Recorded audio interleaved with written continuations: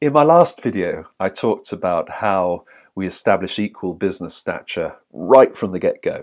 I'm going to go a little bit further into the sales process now, into the dreaded credentials presentation. Now, it doesn't matter whether it's a one-to-one or whether it's a one-to-many. Many of us are tempted to roll out the credentials presentation. Somehow we feel that the client needs to know everything about our history, the things we've won, the testimonials, what we do, the whole product range and how our company is structured and all that kind of good stuff. Now picture this. Imagine that you've been invited in to tender for a contract and there are 4 competitive companies also tendering. Take some pity on your prospects. Typically they put these things back to back in a single day so everyone's diaries work.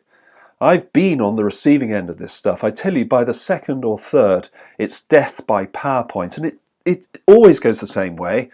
The people pitching come in, they're all suited and booted, and they're all happy and shiny and very, very pleased that they've got this opportunity and all that good stuff. We discussed that in the last video.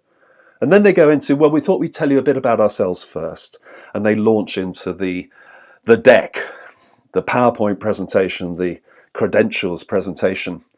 Now, once you've seen one, and then another, I promise you, it is stultifyingly boring. But there's another way of doing it, and I'd like you to consider this. And working with my clients, it's always a little bit of a hurdle to get them over, but when they do, more often than not, it completely changes the dynamic of the sales pitch. So rather than doing what everybody else does, try this. You get invited in, you do the really glad we could meet, thank you for the opportunity, all that kind of good stuff as we discussed before. But then you go say, well look, typically we'd give a credentials presentation now, but actually I'm going to suggest something different.